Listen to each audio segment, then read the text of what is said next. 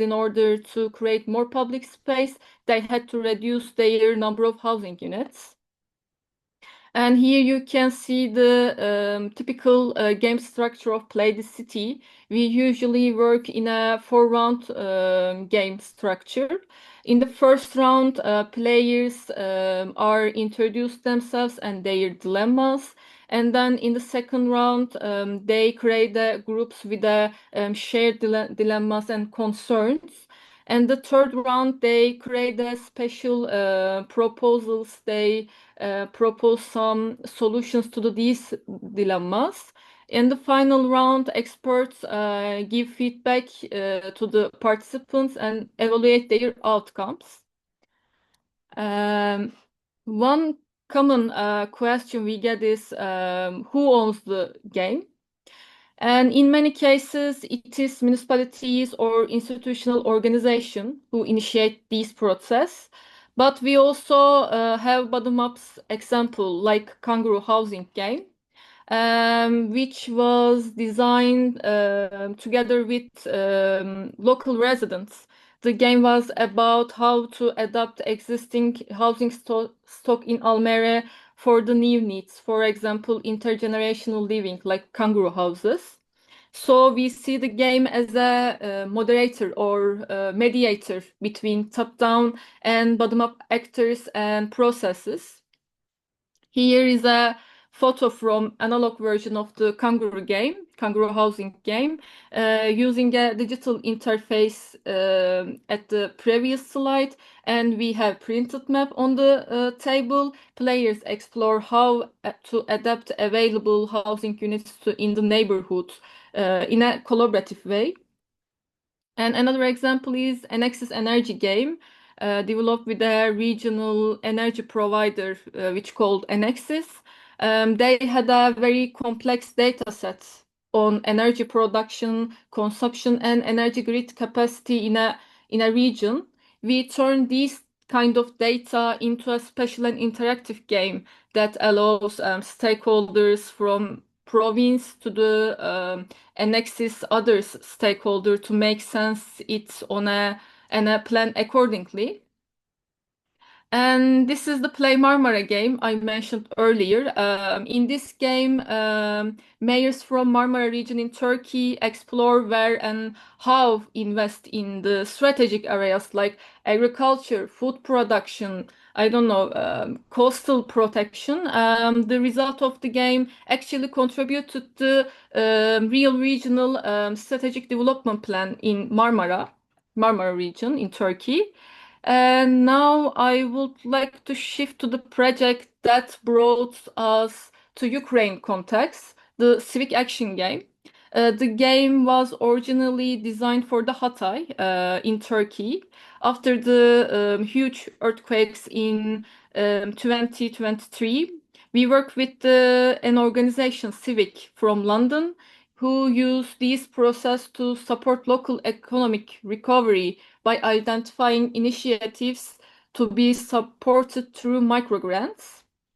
And here you see the city center of Hatay before and after earthquake.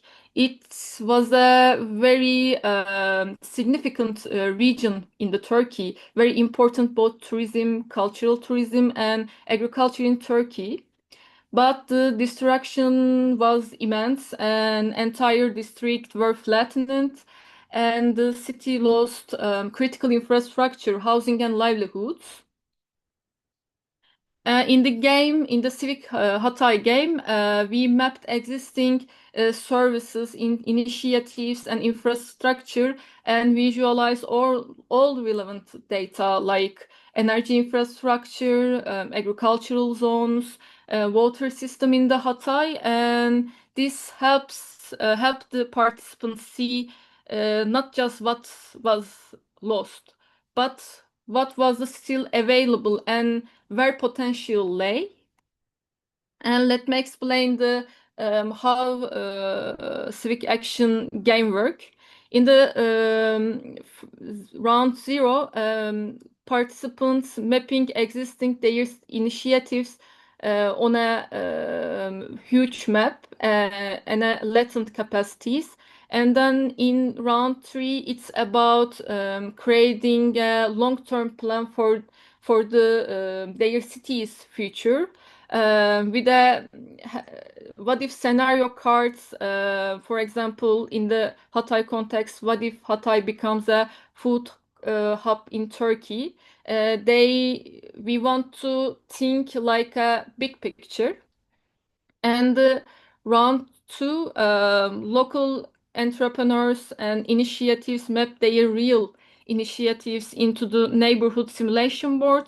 And round three, teams identify their concrete steps, including micro grant proposals. At the end of the game, they create immediate action plans. And I would like to give deeper information into the game's main theme.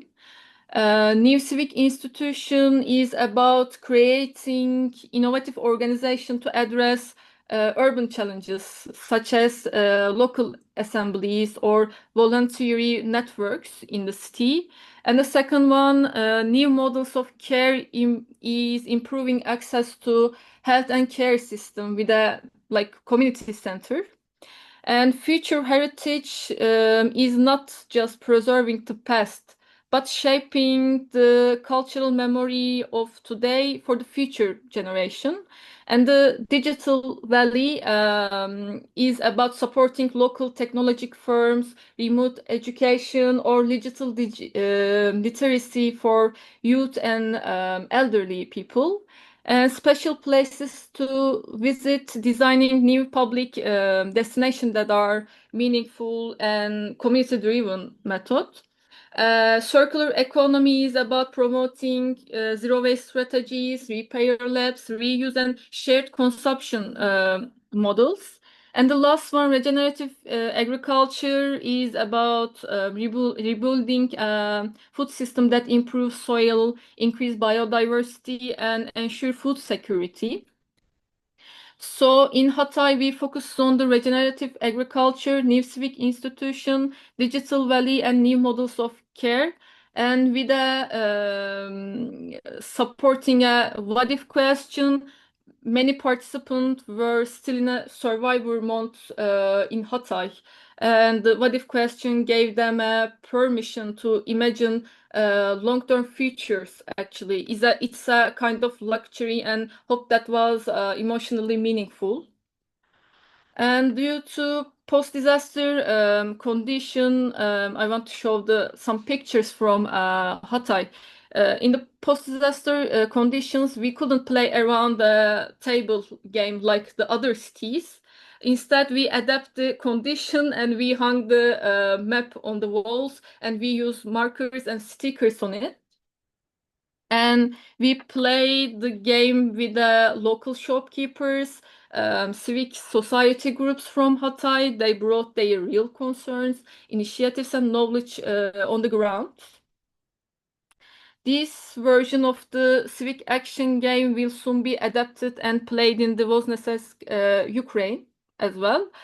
And there the focus is again on the economic recovery in this context, local entrepreneurship and the social infrastructure. And these maps show the local initiatives from Voznesensk, prepared the civics partner possible labs. They cover sectors like agriculture, IT, transportation, and energy. And another important addition of the game was Chernivtsi, as a part of communities at the heart of urban change projects from Rodskivitz. And unlike Hatay and Voznesensk, this version focused more on civic services than economic recovery.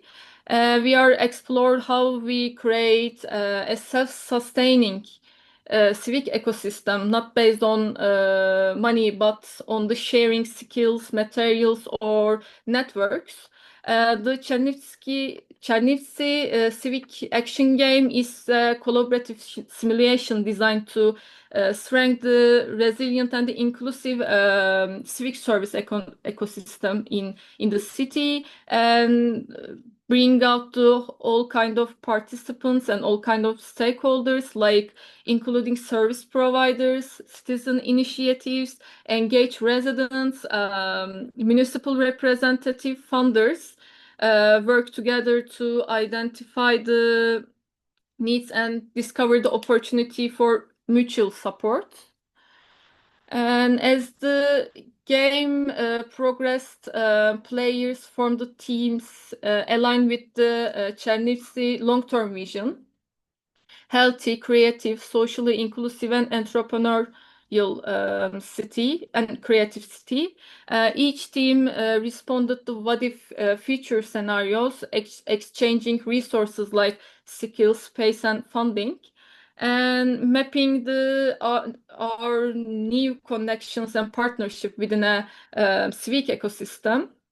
And strategy cards focuses on the things like the neighborhood institution, enabling tools, diverse target groups, and community-led frameworks.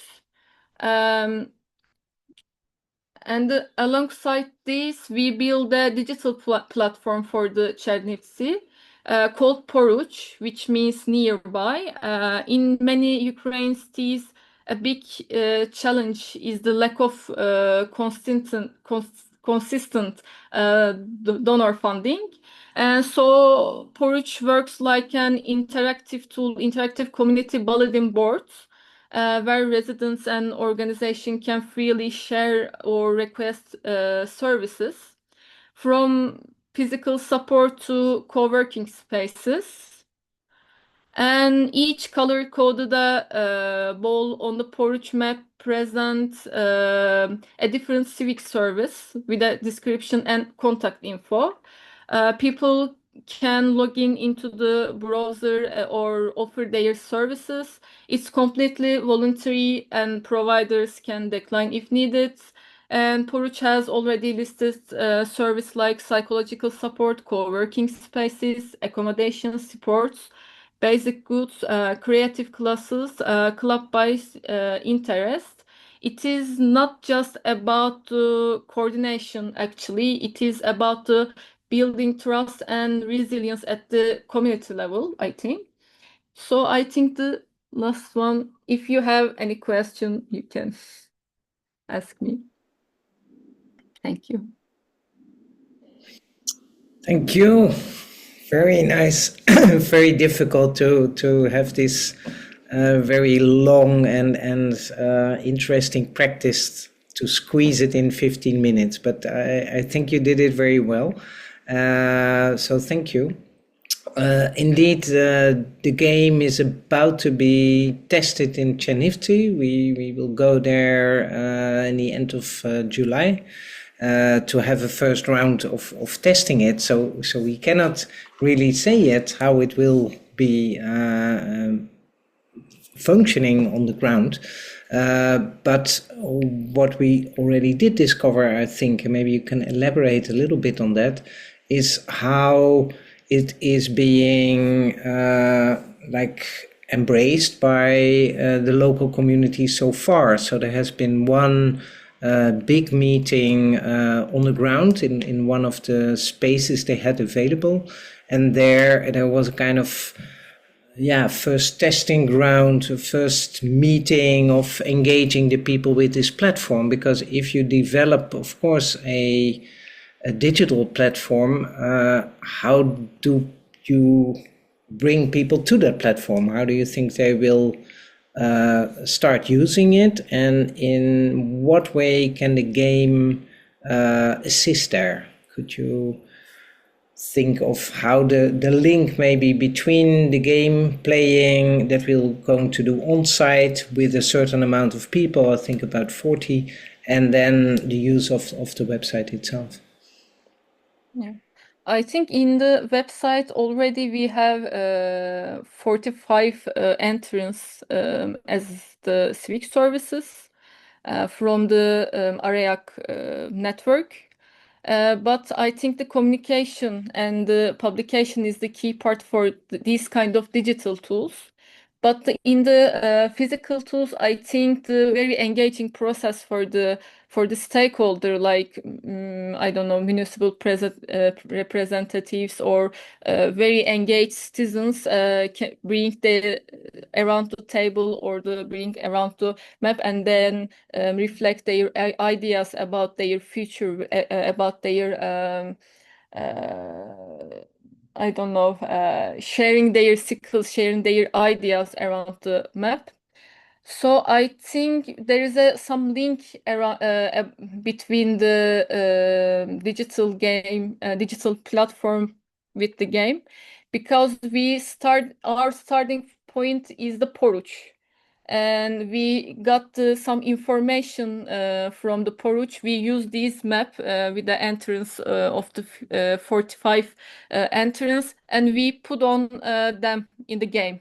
We see the civic services on there, but we put some future ideas about the Chernivtsi, about the civic ecosystem for the city, and how we self-sustain this kind of system in the Chernivtsi.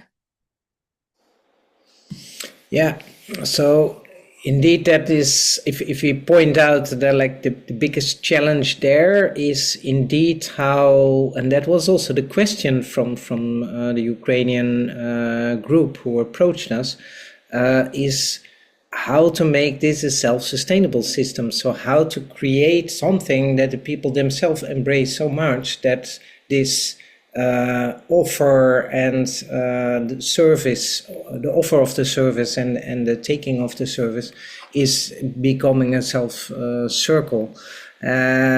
Like I said, we cannot judge that yet, how the results will be, but yeah, I think it's very promising already, because you involved all those organizations, and the game is, I think, a tool to keep those organizations really into it.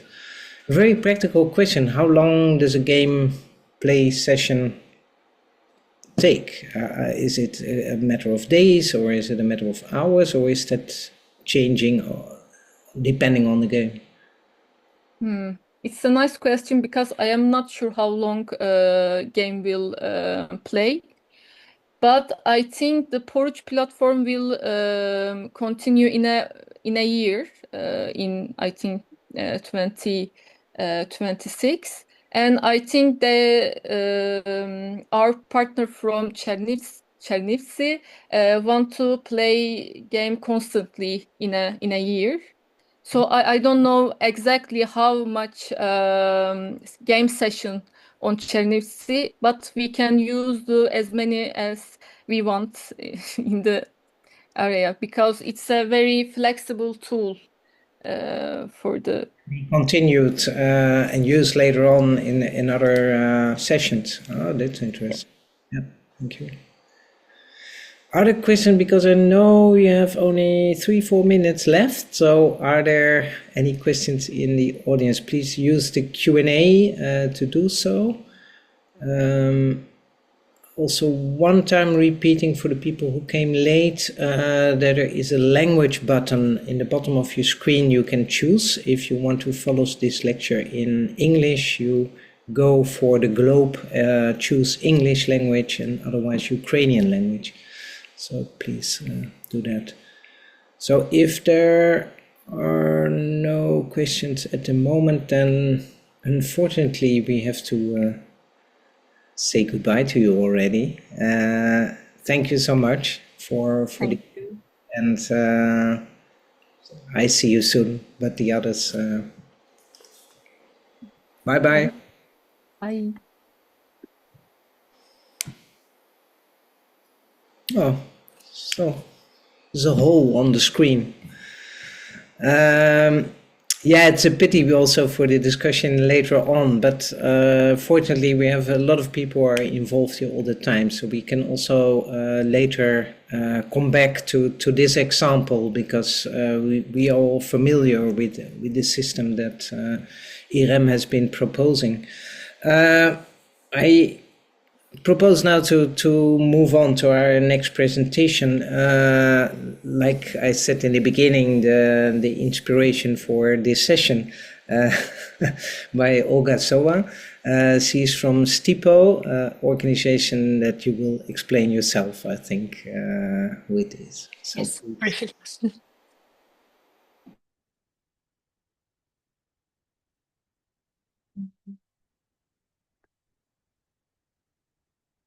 You can see my screen, right? Yeah, perfect, full screen. Perfect. Great to be here, and I'm happy to share a bit about the art of placemaking. So turning places that we pass by and are uninteresting and uninviting into those that really help us connect, that inspire, and that invite us to be together with others. So I'm from STIPO, urban development company, but working more on the social and side of creating places. We have teams working in Amsterdam, in Greece, and in Poland, and in Italy, of course. And together with Hans and Vivian will stay is already there, but will join us for the Q&A. We're working on the project with Roskvit. And I would like to start from the very basic, what is actually a place. So I would like to show you a few photos, and I'm cannot ask you, but I'm wondering what you're feeling when you see those pictures. Take a moment. These are benches, by the way.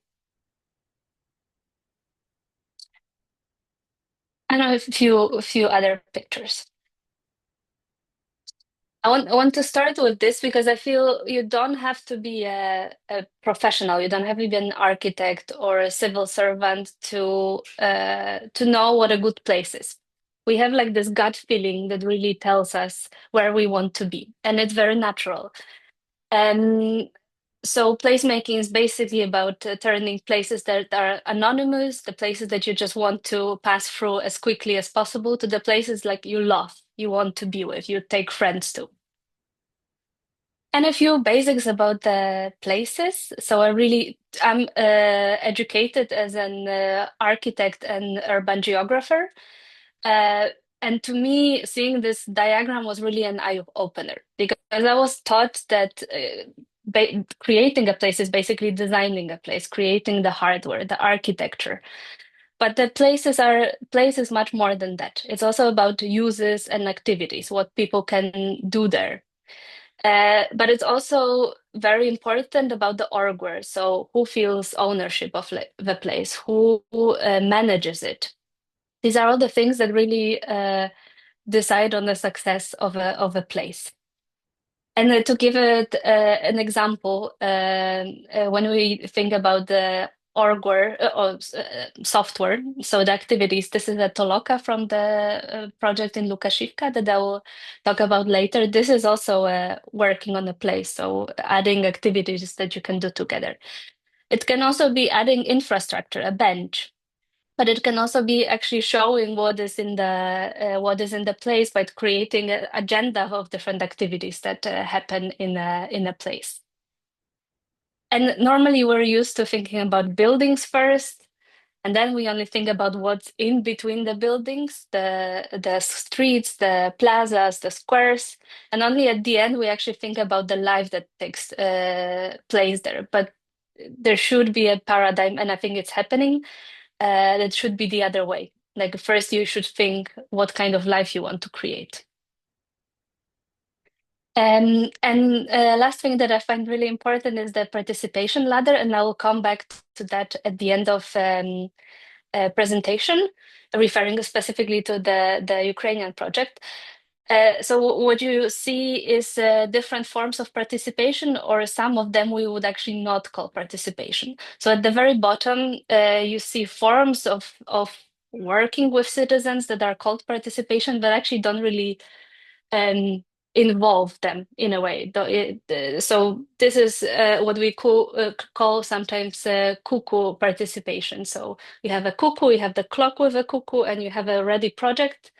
You come to the citizens, you present to them, they give their opinions, you come back, and like as a citizen, you have no idea what happened to your opinions.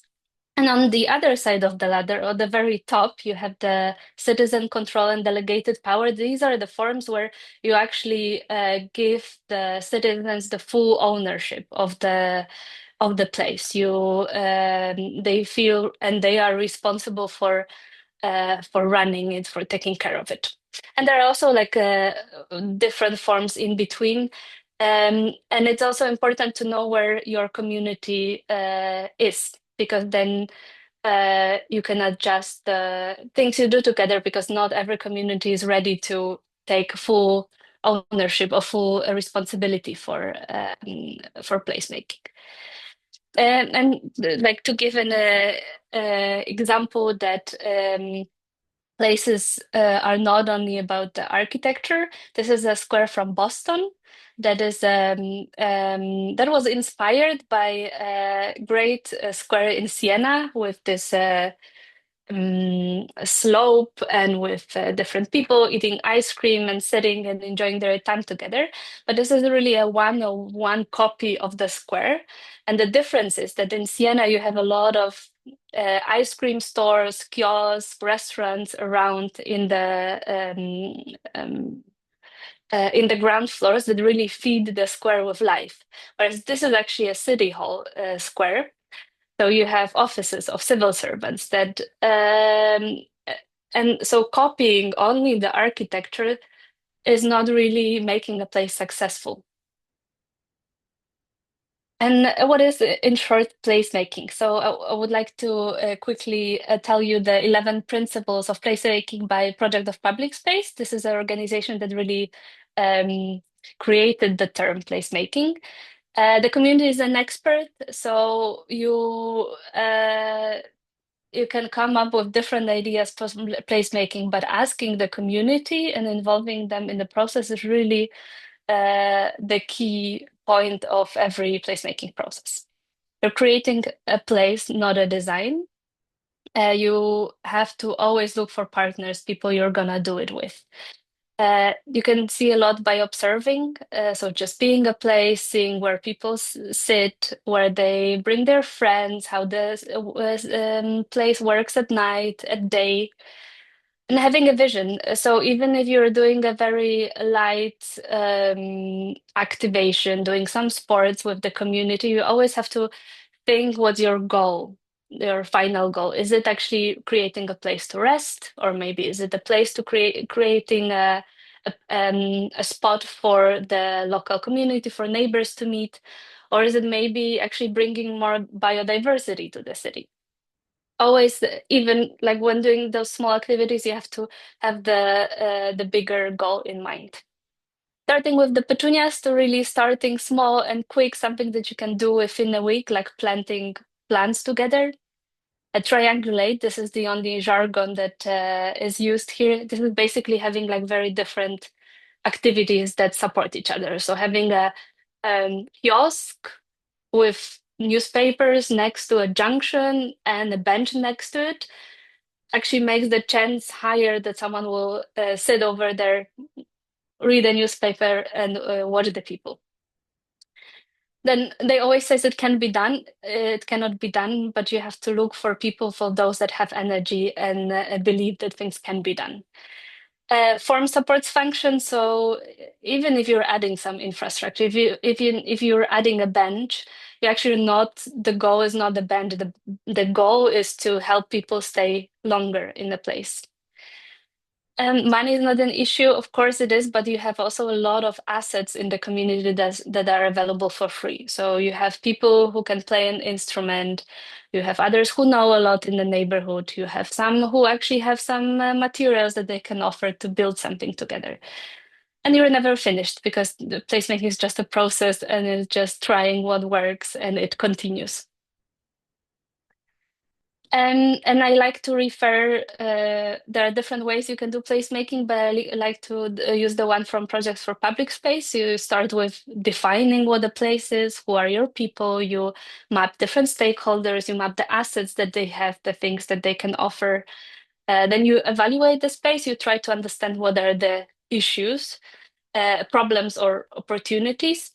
You create the vision together, and you try to experimenting. And then you see if that works or not, and you just do it together again. And then, Lilith, I hope we're good on time, but I want to give you okay, perfect. Some inspiration for placemaking. And these are 14 ways, but of course there are many, many ways you can do placemaking. So remember about the programming, about the software. Adding ice cream is a simple way to activate the place because it's really affordable. Having a ping pong, I mentioned triangulation earlier. You see how many activities are actually taking place. So there are two guys playing ping pong together, but there are also two others in the background watching it. The circus performances, these are things that are really creating memories, and then you later connect with a place. Even if this is not happening on a regular basis, you still have that memory, and this is really important. According to Project for Public Space, every region or city should have like 10 destinations, and within those 10 destinations, like 10 places, and in each place, you should have like 10 activities that you can do. And activities can be something very simple. It can be eating dinner, it can be hiding in the shade, it can be playing in the sun, or watching people that we all love to do. And the triangulation. So here again, you see two people playing chess together, but like parents standing over there, someone else taking picture, and it's all like supporting and building on each other. Creating good places to sit and linger. And you can see here, it's actually good to look at not how many people you see in the public space, but how many groups you see in public space. Places connecting different generations and different kind of people. Because in the end, the benches are like for sitting and for helping you to stay longer, but like too often they are treated as a nice element of the architecture for architecture pictures. And if you're creating places for people, you get more people. And yeah, bringing back life to the public square, really treating public spaces as extension of our living rooms. Activating the sidewalks, because it's not only squares that are public space, it's also the sidewalks, the pavement we walk on. And trying to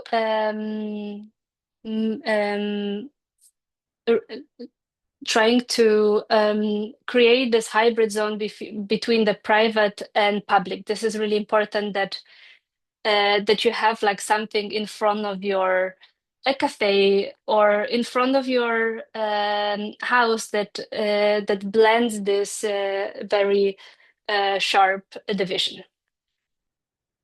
Using markets for social life, this is something that southern cities do much better than in the Netherlands, really using the markets not as only places to buy food, which is also very important, source of healthy food for citizens, but also as places where you can just stay with friends and hang out for a bit longer.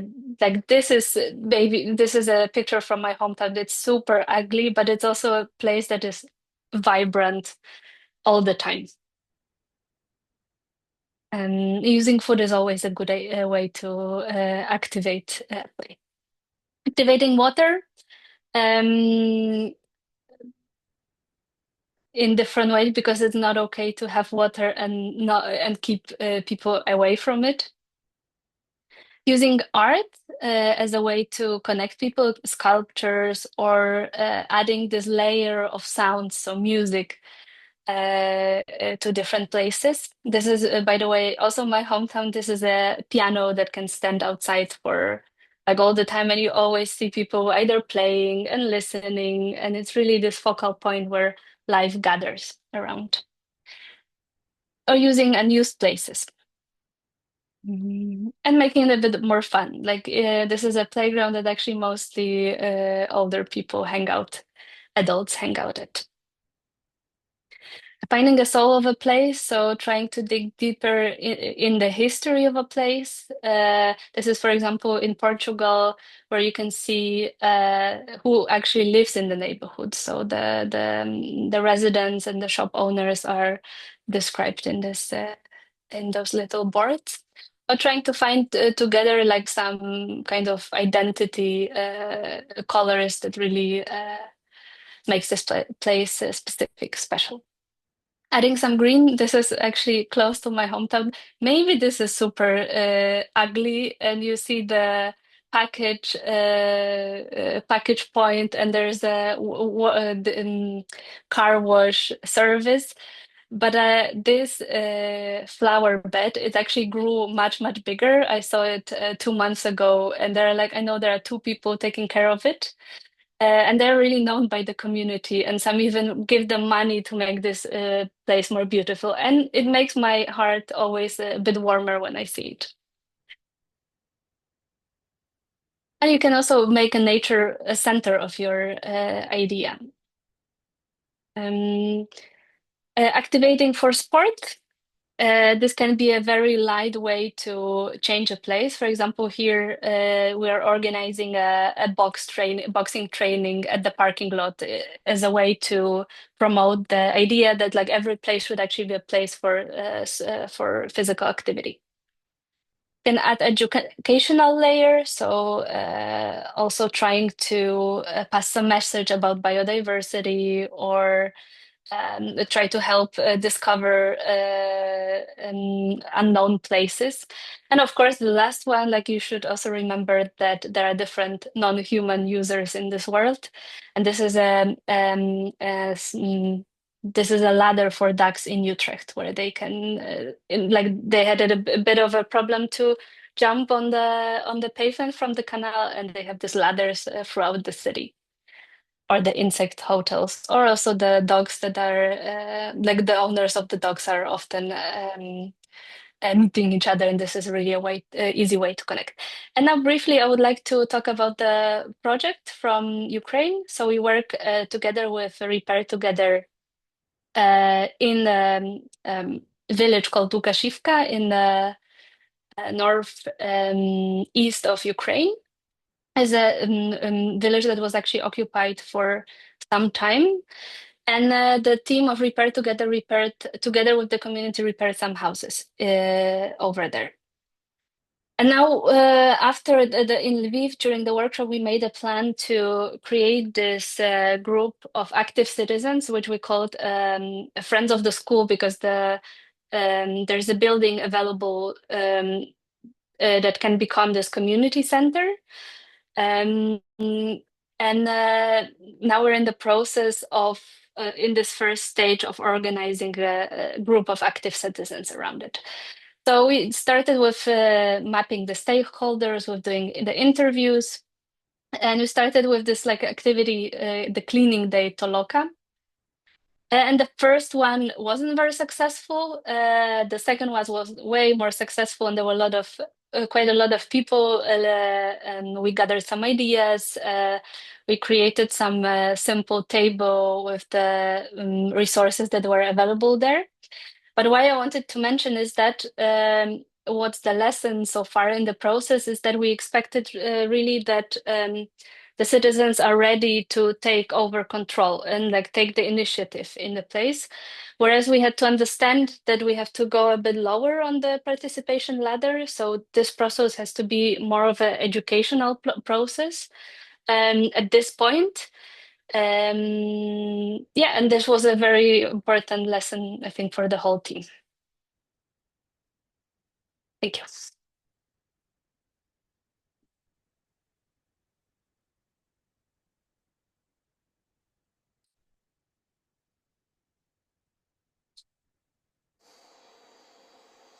Sophia?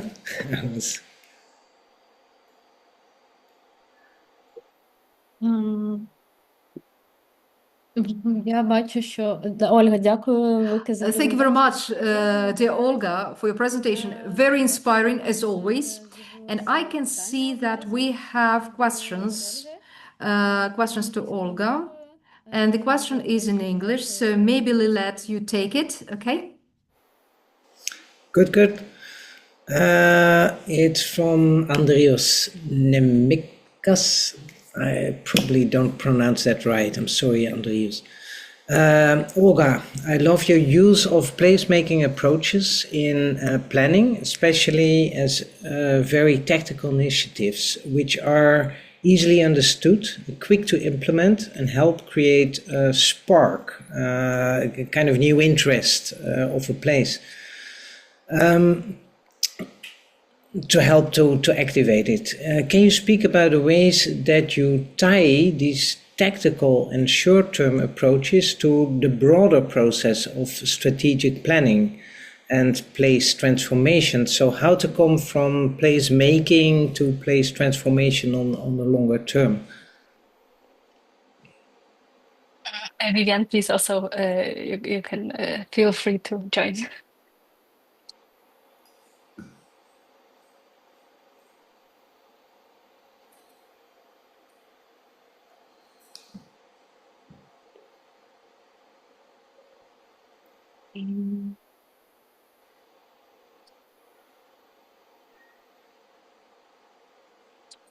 Olga, I could start. Yeah, I could start a little bit. So, hi from me as well. I'm Vivian, the colleague from Greece that I participate also in the project team of STIPO. I think the beauty of placemaking is that it's not all about beautifying, if I can put it in that way. So it's because I'm also an urban planner and a spatial planner, I love to see the long-term impact of processes. So I love having strategic thoughts about how a place, a community can develop. So when you start developing a strategy for a place, for a community, we also try to think of which are the moments that you do this kind of experiments of tactical interventions. And these are the moments that you experiment not only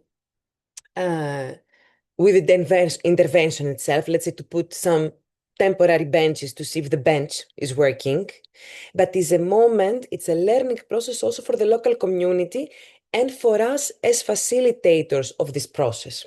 Because then we test also the design of the bench, let's say, the engagement of the community and how they feel they can take the next step or how they participate in the implementation of the intervention itself. And the third part is the orgware. So let's say that we put those benches there. Are they still remaining maintained for, let's say, 10 days? Are they clean? Is there something else happening around it? Are there activities happening around them? So for us, the tactical part, of course, it's a very easy way to explain to people what placemaking can be about, but it's also a very good way for us to plan for the long term.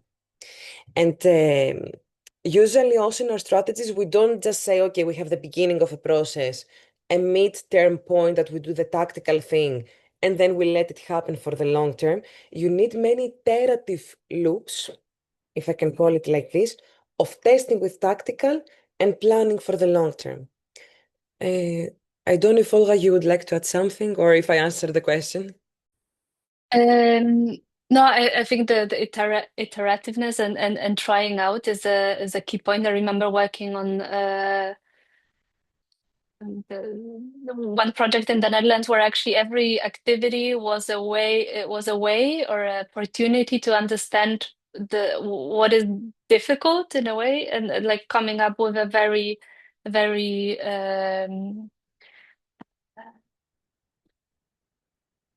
so having very simple problems like how to transfer money to the citizens or where to find like a plug to put a socket in.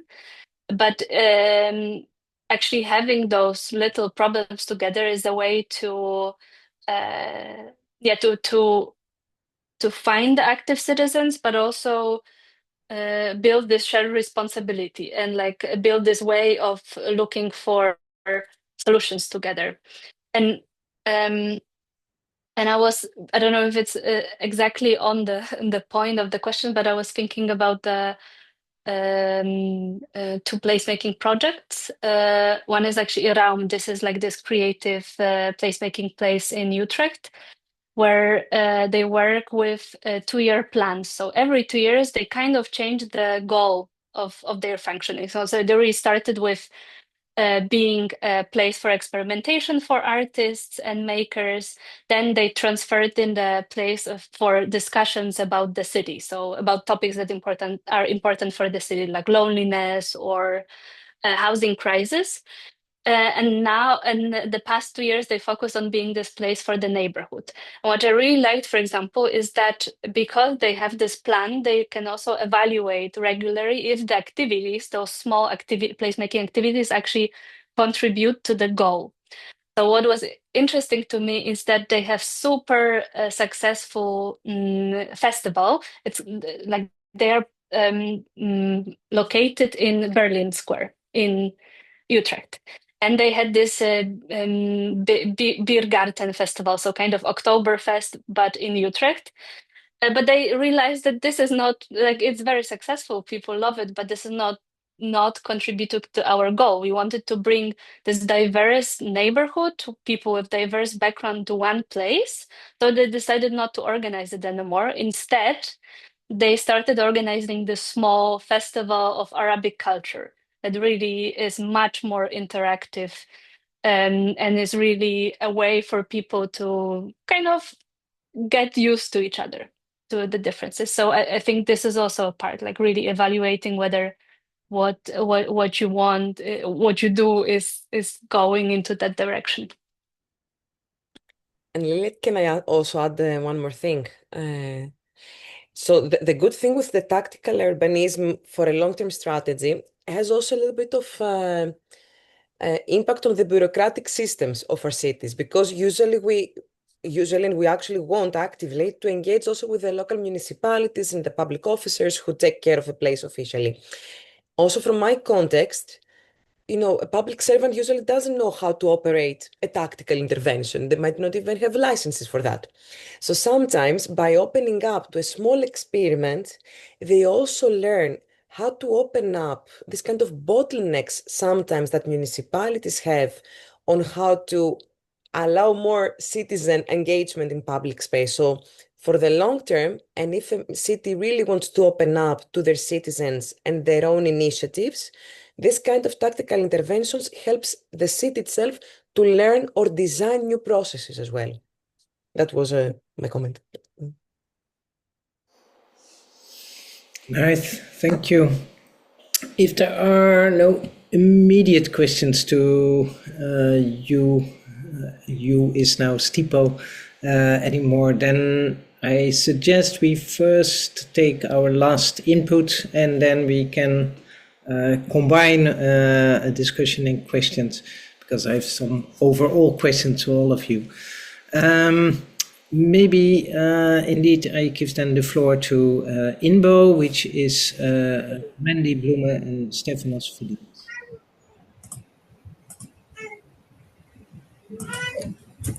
Yes, thank you, Lee. Let's just quick checkup. I think the screen is also right for everyone right now.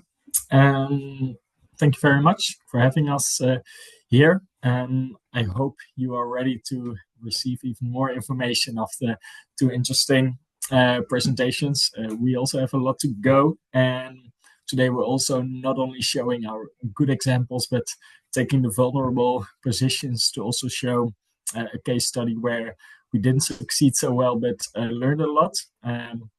I can imagine it would have been nice if we met Roskvit, STIPO, and Play the City years ago, because maybe that project would also have gone really well. But I think we have some examples to show you today that also really continue on the presentations you just had. From INBO today, I will start. My name is Randy Bloem, working together for this presentation with Stefanos and more colleagues from our team also joining the Roskvitz project, where we, together with Sophia, also help the Ramada of Piet Haitsi, but more about that later on. Very quickly about us, INBO is a bureau for architecture, engineering, interior design, and urban strategy. That's our background, the team that's helping here mostly, working throughout the whole of the Netherlands, a lot of projects. We find it really important to involve people very actively in all of the things we do, both online and offline. And we do that in plans, in making places, and also in making buildings. So on all those levels, we found different ways to involve communities actively. One very specific way we use for that is visual storytelling. And I'll get the floor to my colleague Stefanos to first tell something about that.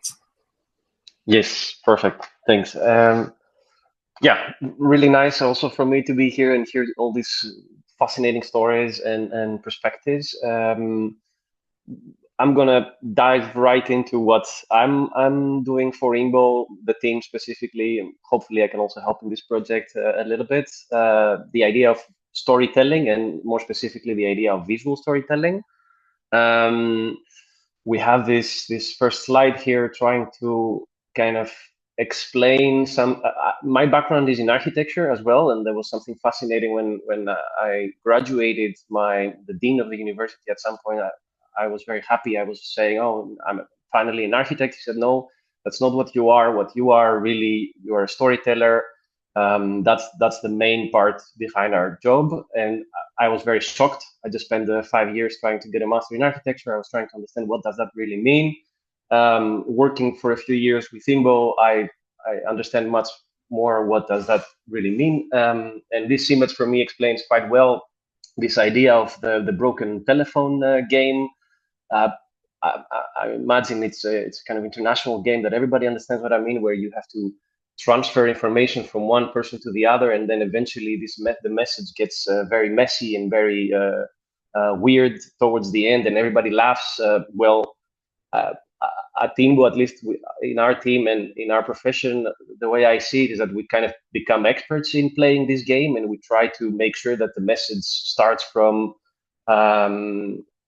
someone's mouth and ends to someone's ear in the best way possible. So the challenge is to look at the role of a designer not as just a designer, as was mentioned also by Olga, but also as a mediator that has the expertise to be able to both understand the agendas and the ambitions of a local government or a developer, but at the same time has also the sensitivity to be able to translate people's wishes into and push for those wishes and those ideas against the agendas potentially of the developer. So, and that's in that middle ground, that's where we find ourselves.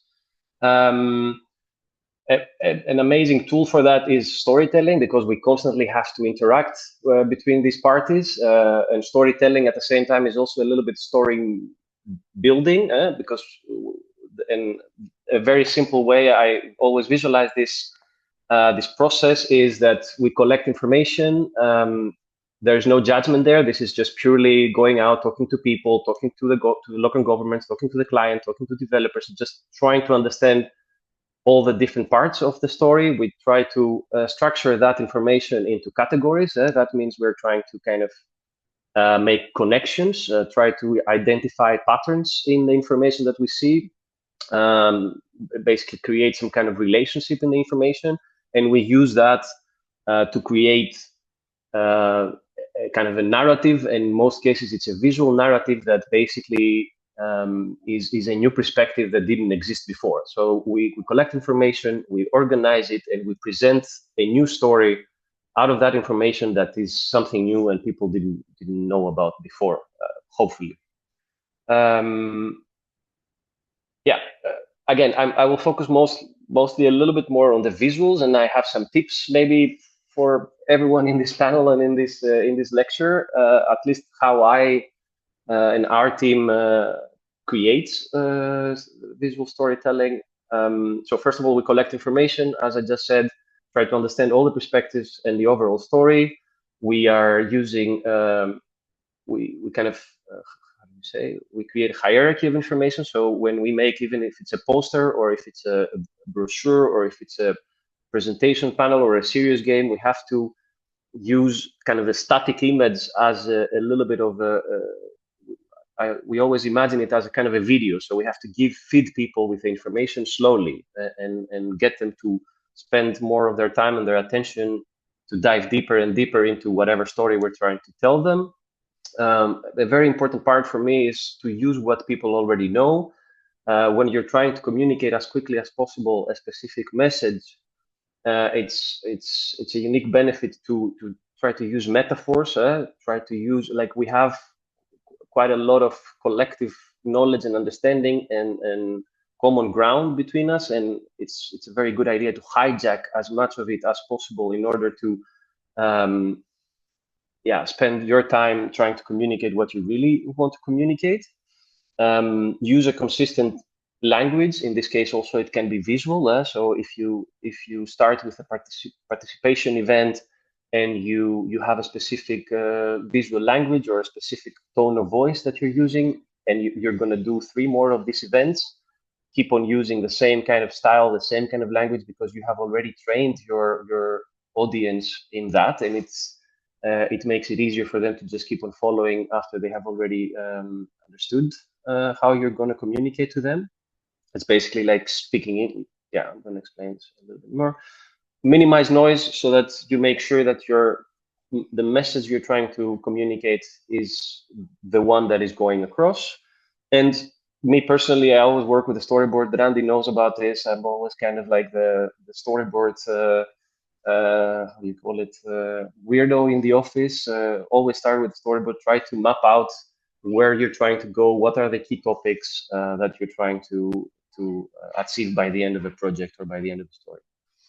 Very quickly, a lot of these ideas have been mentioned also before. We also try to play serious games, not in the same way as Play the City or as extensively, but it's a really good way of collecting information and perspectives. We have interviews with business owners, residents, developers, again, municipalities. We do our own research and analysis of urban planning analysis.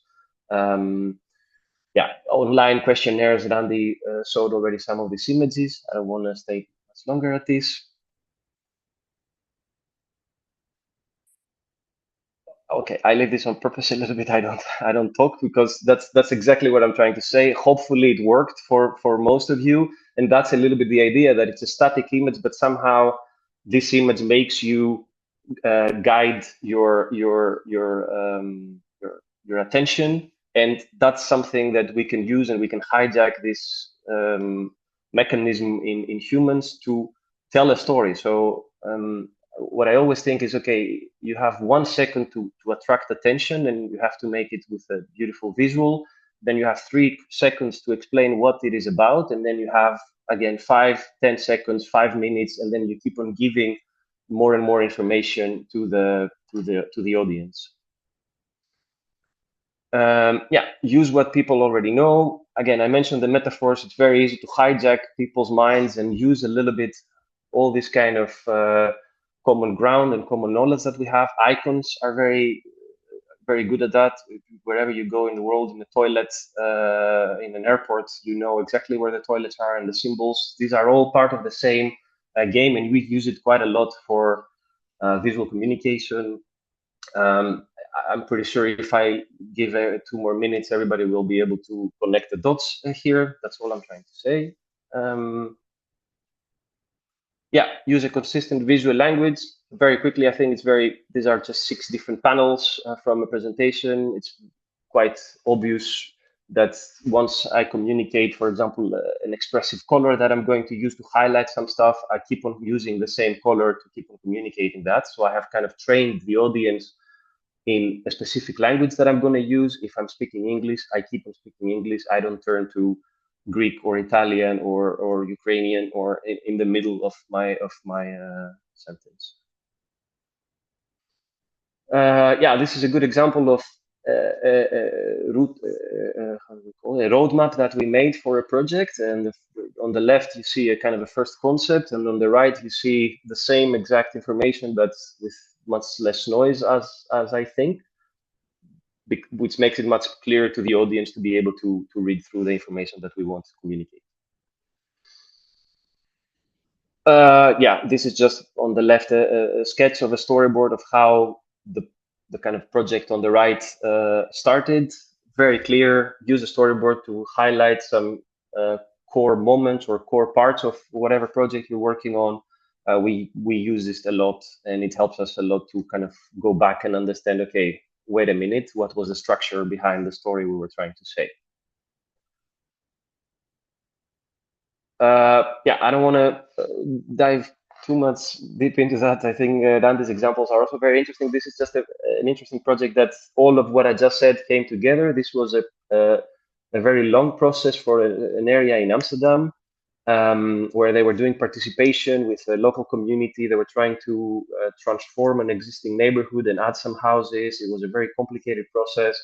And they came to us, the municipality of Amsterdam, 10 years after the project started. And basically they threw all the material on our table and they said, we're lost. We don't even remember what was there, what was the initial discussion, what happened during the participation events. Here's all the material. Yeah, come up, make a story out of it. Try and find a way to compress it and see what was there. On the right, you see a timeline. So these are kind of panels that were presented in the local library for the people as a kind of summary of what happened during those 10 years. On the right is a timeline that basically runs through all panels, and it shows all the events that happened during that time. But at the same time, it has red as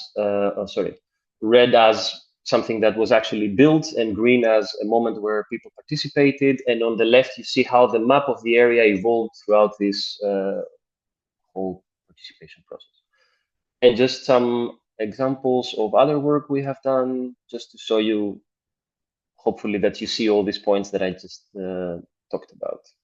I need to dive much more into that. I will pass it on to Randy. Thank you very much. Yes, thank you, Stefanos. I think the great examples that we try to use every day, and we also want to show from this both theoretical and very practical knowledge and skills we have in a team, how we bring it also into more strategic projects and what then happens. Sort of say on the ground. I will tell about two case studies. The first starts with lessons from the city of Purmerend, which is about dreaming of nature at the core of urban development. You see a place here from north to south that has some industry, a golf course, and fragmented forest, and even some wetlands in the south. And the place on the picture you can see is a little above Amsterdam, in the metropolitan area of Amsterdam, where 200,000 dwellings are. They wanted to add to this smaller city 3,000 to 5,000 dwellings, and the dreamers were the municipality, the city of Purmerend, the Dutch organization for forestry and management of nature reserves, and a private developer. We didn't make the plans. They all three had their own design bureau, and we were asked to coordinate the whole thing and do the participation. And the dream was really this, to make this out of the place, connected to the existing city, and also connect through this development nature on the north and south side of the city, where broader nature networks and good urban developments also connect nature areas, was the idea. And these are some pictures of where the professionals dreamed about in the beginning. Really, it could really be a new kind of urban development with putting nature first. So what we did, we used a lot of our practical knowledge. So we invited the whole city to talk. We showed the goals and targets of the project. We asked people how they use the place, especially how they use the forest, how they experience the place, and what ideas or worries they have if the place will be developed. And then, as designers do, you do your research, and we developed a lot of, the designers developed a lot of different models for the place. Okay, how can we all these goals we have put together in this place, how can this place then look in the future?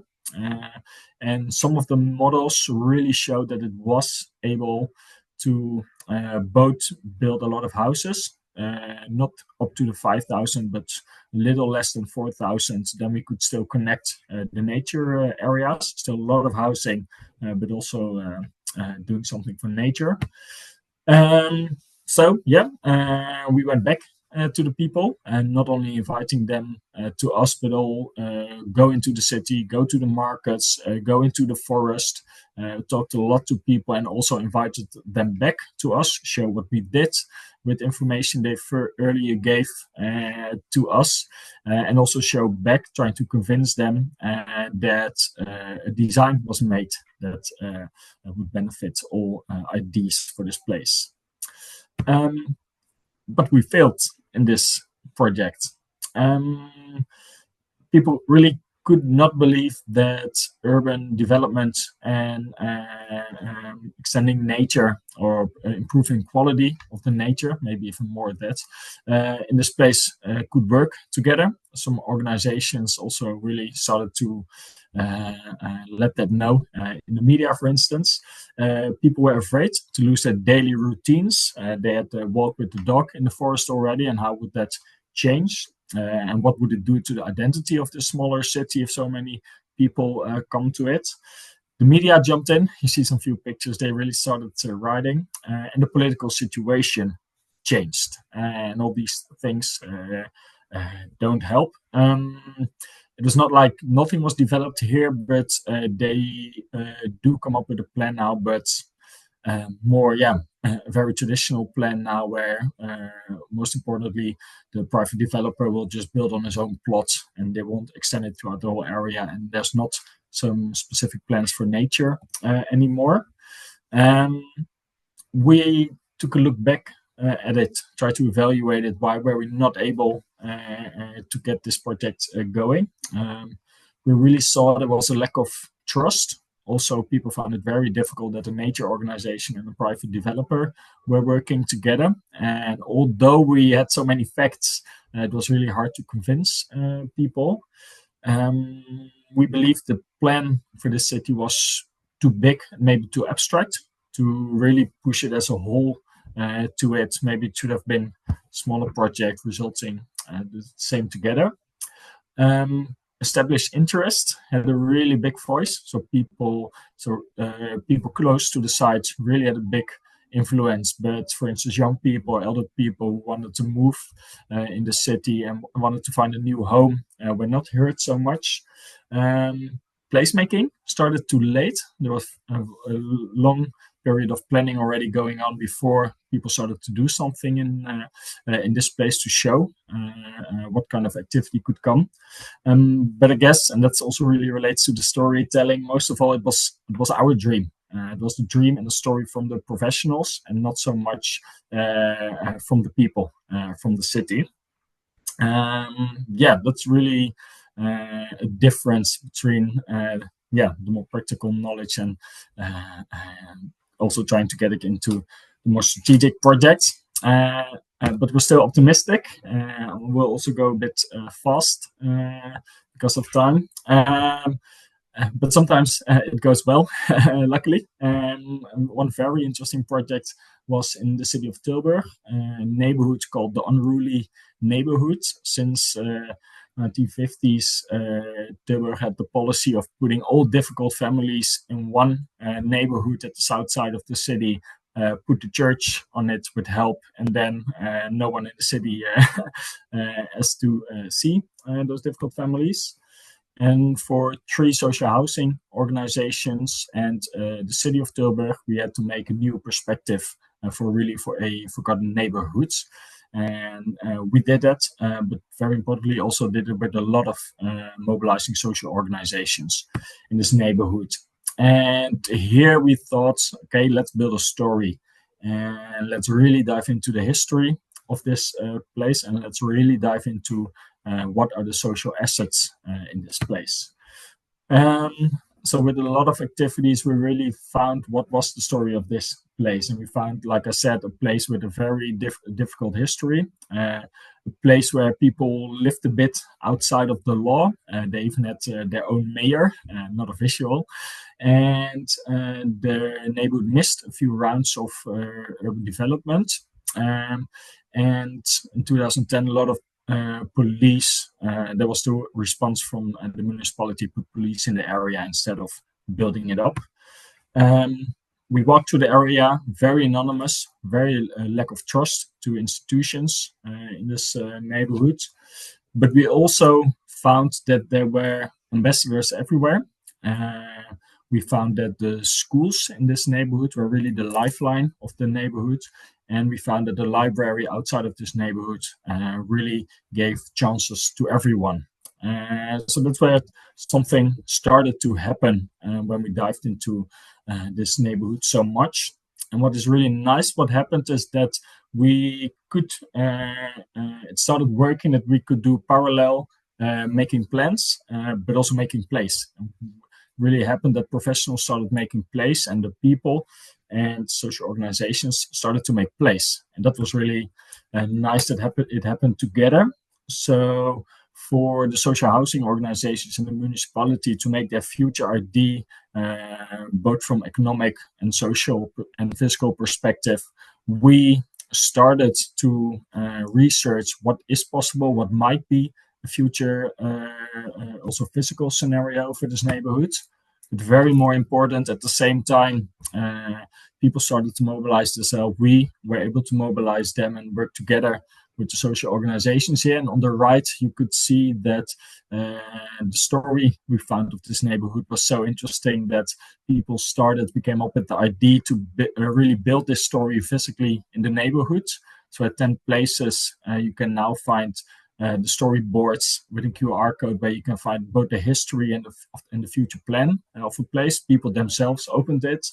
There was a neglected park with an empty building next to it. The local library started a new program there for temporary use, and both also activating the park together with the community. And even some of the local schools rechanged their future plans for this neighborhood. So it really happened that both planning and placemaking started to work next to each other in this neighborhood. And in this neighborhood, we really found that respecting history and place attachment of people, although it might not seem to be there at first, really helps.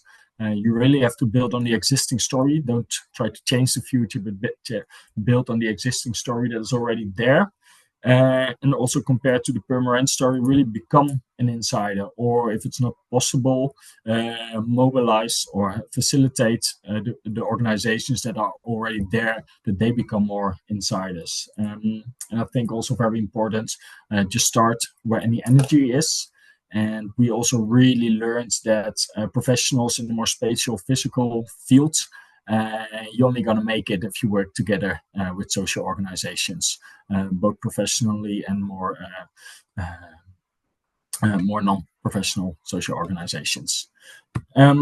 Very important lessons, which we now also bring ourselves to the case study in Pidaitchi, where we work together with Pidaitchi Urban Romada and Mr. Reboot. together with Sophia and the Youth Council of the Pedagogy Ramada. We share both lessons, tools, and strategies there. This is some ongoing work where a vision for an eco park needs to be developed, and placemaking activities are starting right now. And I guess to end, maybe the most important conclusion now in between is that the lessons we just shared, both from a case study that didn't work and one that did work, the situation of contacts under stress really just puts more pressure on them. But we really believe the same lessons really keep up to be important also in these spaces. But we even have to do more for that. Thank you for having us. And if you have any questions, Stefanos and I are more than happy to answer them. Thank you very much.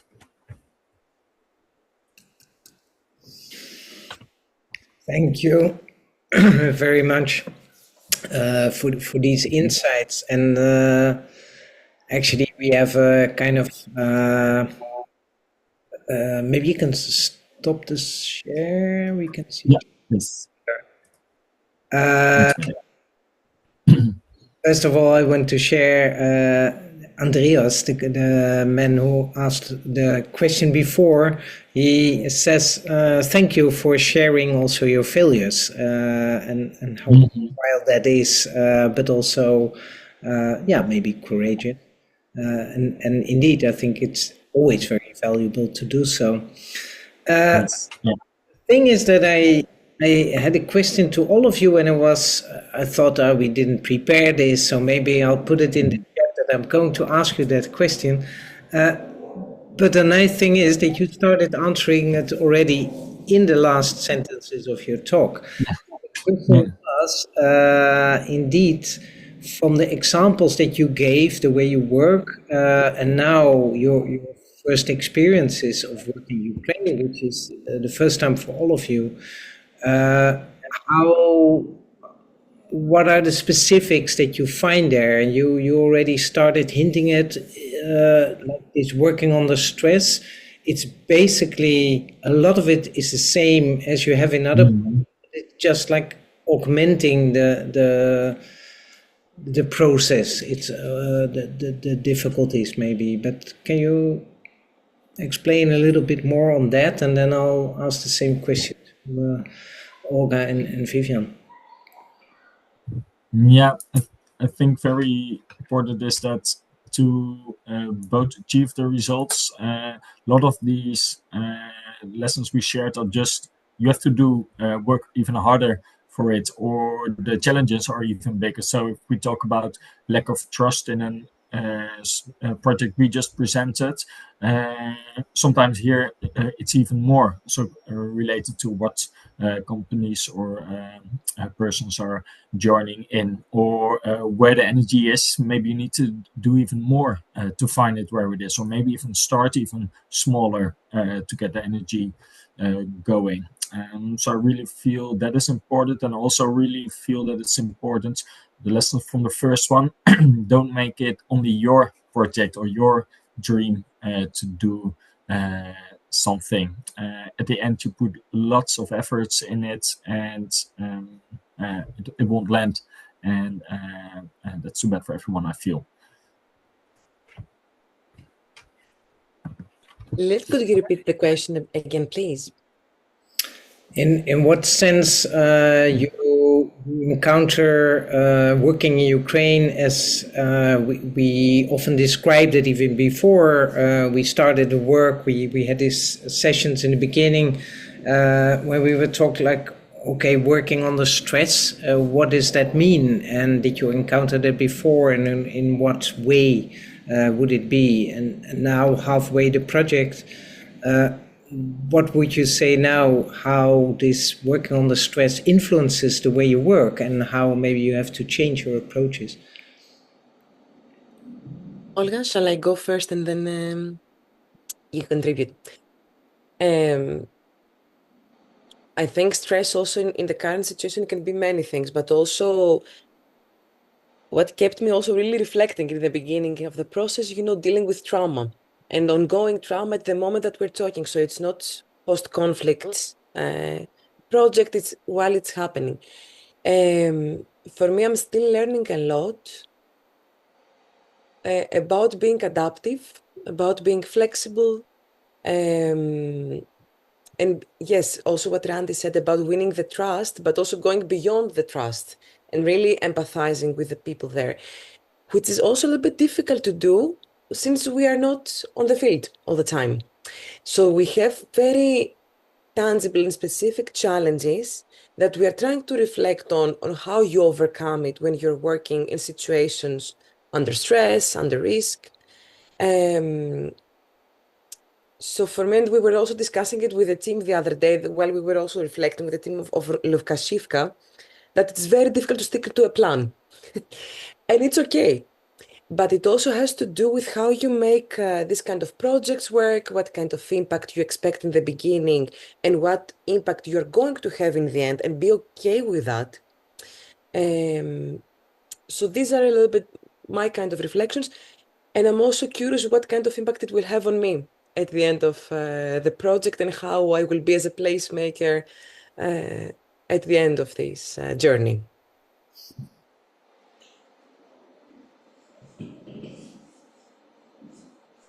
Yes, I think I wanted to refer to the same thing, like that emotion really play a role in placemaking. And here, of course, we're on distance, but through the local team, we do understand that they are also maybe even more important in this project. But what I wanted to say is that that in a way it creates also some extra opportunities. I feel, for example, in Lukashivka, I really see the strong need for connecting with others. And maybe in this like special situation that is a prolonged situation because of the war, some things are more possible than in normal situations.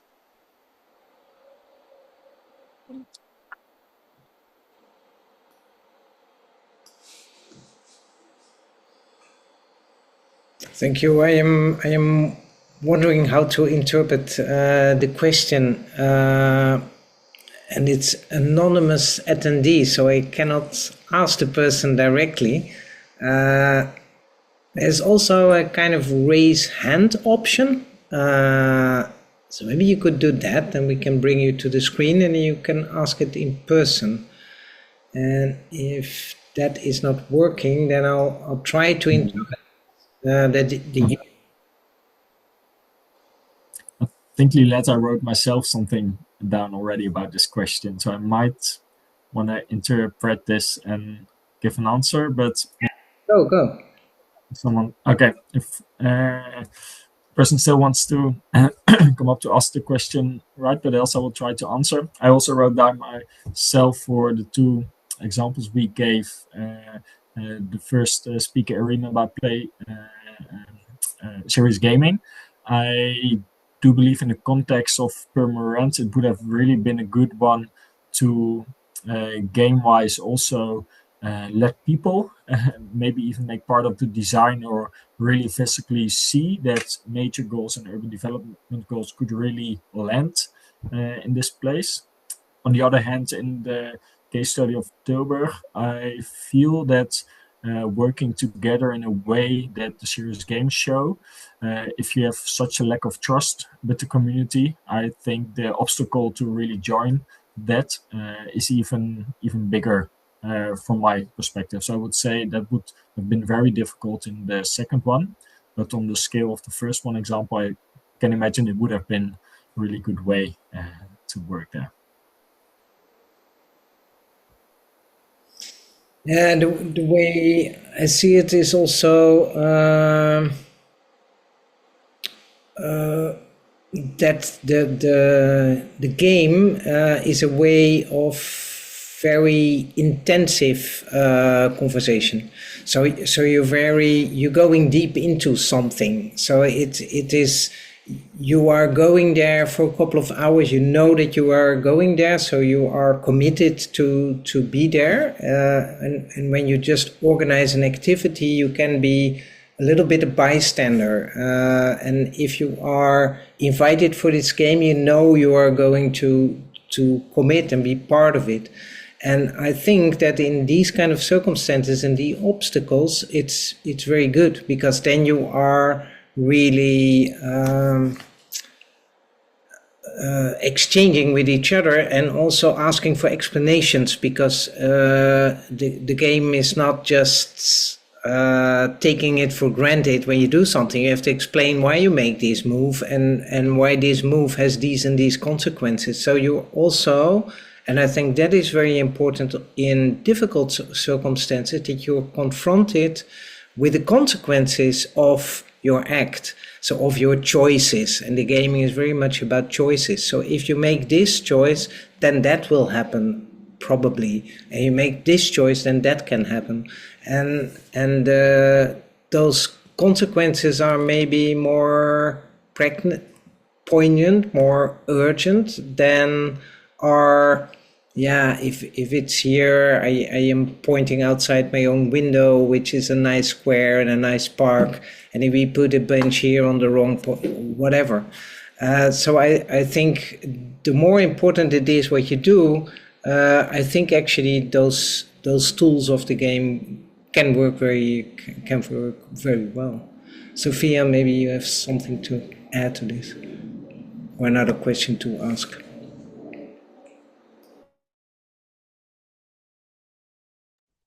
Так, дякую. Я би хотіла це Right, якраз thank you very доповнити much. про те, Here I що would like to add звичайно, that гри, він, the звичайно, city game works at different levels.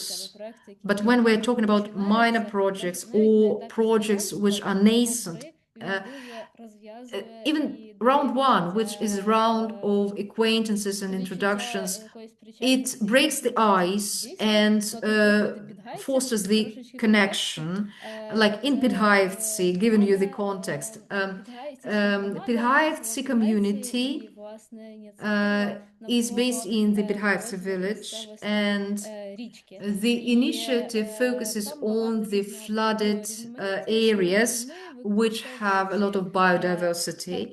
And we were using animal cards to get acquainted with the participants, really. And each of the participants would choose one card with an animal that lives in this area to introduce him or herself. And then our participants both introduced themselves and learned about the animals and fostered the connection to the territory. So this is a minor element of the game that actually could be upscaled during the later rounds of the game.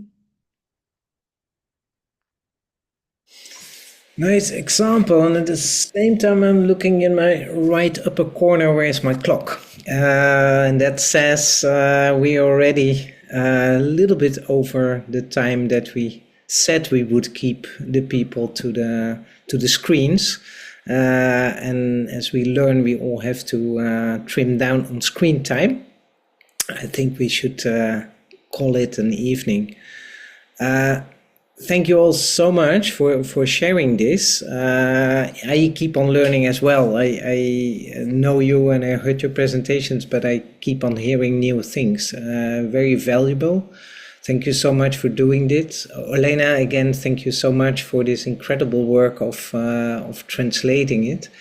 And yeah, I would hope to see you next time. This is the last lecture in the summer period. So we skip the rest of July and August and get back to you in September.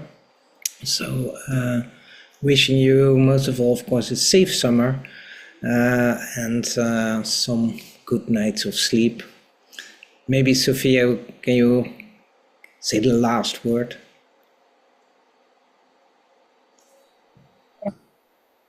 Дякую. Навіть тепер Thank you very much. досить відповідально. Actually, I feel the responsibility to wrap up the last lecture of summer. So it was very important for me to hear about these very important methods which could be applied and to forge our connection between the people. And we are using these methods in real life, so I would like to stimulate everyone to experiment, to include these tools into your toolkit and use them. And I believe in participation, and I believe that it is possible in Ukraine, and it is already here. Thank you very much, everyone.